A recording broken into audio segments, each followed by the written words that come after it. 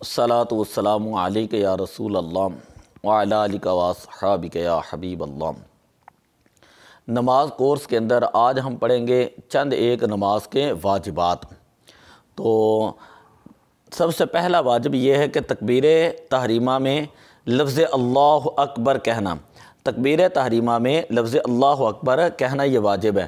فرضوں کی تیسری اور چوتھی رکعت کے علاوہ باقی تمام نمازوں کی ہر رکعت میں الحمدللہ شریف پڑھنا یہ واجب ہے۔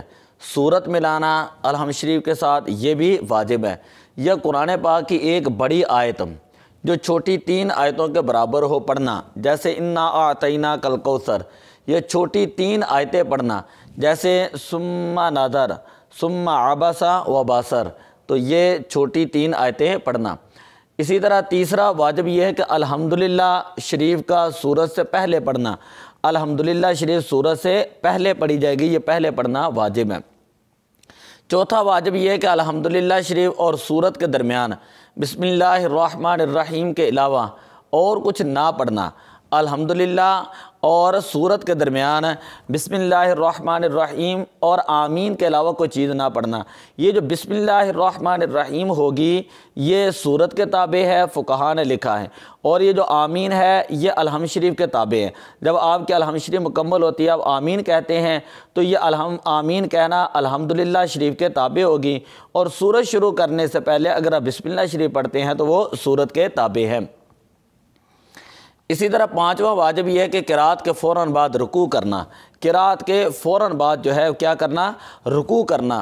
ایک سجدے کے بعد بالترتیب دوسرا سجدہ کرنا، ایک سجدے کے بعد دوسرا جو ہے وہ سجدہ کرنا، یہ واجب ہے۔ ساتواں واجب یہ ہے تعدیل ارکان۔ تعدیل ارکان کا مطلب یہ ہے کہ رکوع، سجود، قومہ اور جلسہ میں کم از کم ایک بار سبحان اللہ کہنے کی مقدار ٹھہرنا۔ رکوع، سجود اور قومہ اور جلسہ میں کم از کم ایک بار سبحان اللہ کہنے کی مقدار ٹھہرنا۔ رکوع، سجود، قومہ اور جلسہ میں کم از کم ایک بار سبحان اللہ کہنے کی مقدار ٹھہرنا۔ آٹھواں واجب یہ قومہ، یعنی رکوع سے سیدھا کھڑا ہونا، رکوع سے سیدھا جو ہے وہ کھڑا ہونا۔ نواں یہ ہے جلسہ، یعنی 2 سجدوں کے درمیان سیدھا بیٹھنا، 2 سجدوں کے درمیان سیدھا بیٹھنا۔ 10واں یہ ہے کہ قاعدہ اولا واجب ہے اگرچہ نفل نماز ہو۔ پہلا قاعدہ وہ واجب ہوتا ہے اگرچہ نفل نماز ہو۔ 11واں یہ ہے کہ فرض، وتر اور سنت مؤکدہ کے علاوہ سنت مؤکدہ کے قاعدہ اولا میں تشہد کے بعد کچھ نہ بڑھانا۔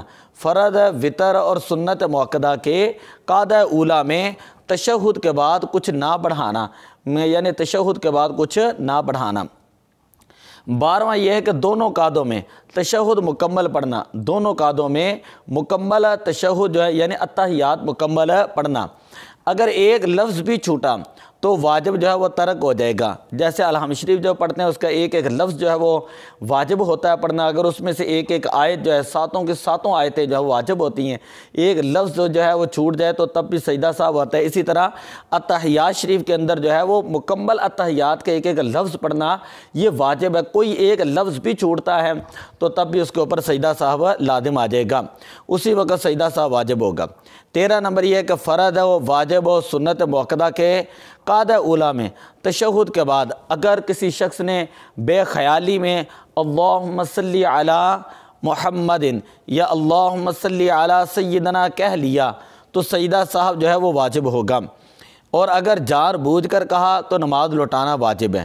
اب مسئلہ یہ ہے کہ کوئی بندہ اتحیات شریف پڑھ رہا ہے، پڑھتے پڑھتے آگے درود شریف شروع کر لیتا ہے، اور درود شریف کا ایک ہی جملہ مثلا اللہم صلی علی محمد اگر یہ بھی پڑھ لیتا ہے تو سجدہ صاحب کیوں ہوتا ہے؟ تو امام اعظم ابو حنیفہ رحمۃ اللہ تعالیٰ علیہ فرماتے ہیں کہ اس نے بے خیالی کے اندر جو ہے وہ درود شریف بھیجا ہے۔ حضور علیہ الصلاۃ والسلام کی ذات پاک پر درود پاک کا ادب اور احترام یہ ہے کہ انسان پوری توجہ کے ساتھ، پورے انہماک کے ساتھ جو ہے وہ پوری طرح متوجہ ہو کر باادب طریقے کے ساتھ جو ہے حضور علیہ الصلاۃ والسلام پر درود پاک پڑھے۔ تو اس نے بے خیالی کے اندر جو ہے یہ درود شریف پڑھا تو یہ ہے اللہم صلی علی محمد، یہ پڑھا ہے تو ساتھ ہی سجدہ صاحب اس کے اوپر واجب ہو جائے گا۔ اگر جان بوجھ کر کہتا ہے تو نماز لوٹانا واجب ہے، یہ شریعت کا فقہ کا مسئلہ ہے۔